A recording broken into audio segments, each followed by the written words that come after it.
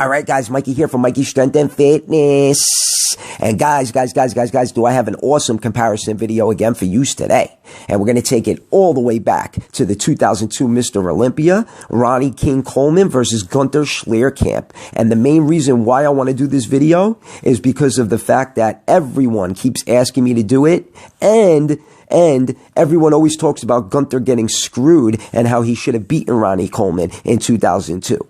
Now, I agree with that, and then I don't agree with that, because in the picture footage, Gunter doesn't look so great. He looks a little sloppy. But in the video footage, he looks way better in my opinion. And the crazy shit is Gunter placed fifth. He placed fifth. Are you kidding me? Fifth? He should have at least placed second. He was definitely better than Kevin Levrone, who placed second. But I tell you, when Gunter came in fifth, the whole fucking building in Las Vegas shook. The fans were in a complete uproar. Not at just the fact that Ronnie Coleman won it, but come on, Gunter Schlierkamp placing fifth was highway robbery. Fucking IFBB politics, huh, guys? But I digress. So let's see if we can settle the score once and for all between Big King Ronnie Coleman and Gunter Schlierkamp at the 2002 Mr. Olympia. So guys, this should be a good one. So without any further ado, let's get it on. And we got the first pose of the night, guys, the front relaxed. And I'm going to go with Ronnie Coleman on this one. I think Ronnie Coleman looks a little more streamlined. Ronnie Coleman has a tighter midsection. His lats are flaring out nicely, giving him a way better V-taper than Gunter. I mean, Gunter's got a blocky midsection, a wide waist. Look at Ronnie's waist. How much thinner Ronnie's waist is compared to Gunter Schlierkamp. I mean, yeah, Gunter has a good set of lats, but that's about it. So all in all, I'm going to give Ronnie Coleman the first point. And you guys got to remember, this is 2002 Ronnie Coleman, where he was at the lightest. I mean, he was even lighter here than he was in 1998. So all in all, Ronnie Coleman is going to get the point there.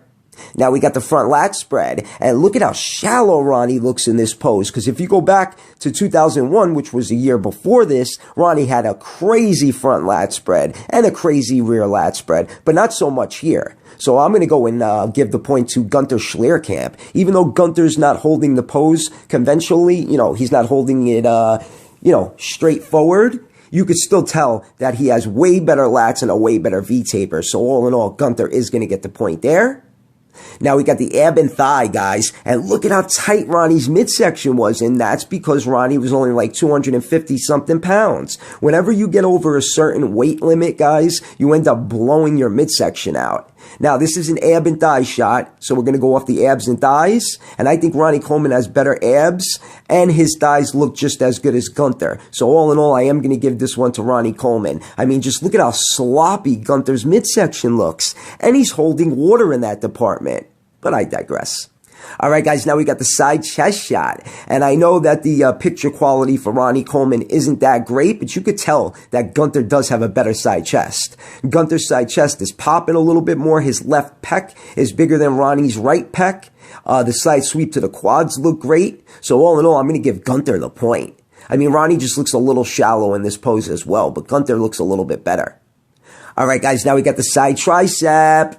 And wow, we're going to induct Gunter Schlierkamp into Mikey's Strength and Fitness, pancake department. I mean, holy shit, you can't even see a cut to that tricep. It's so bad. I mean, don't get me wrong, Ronnie Coleman's side tricep is terrible as well.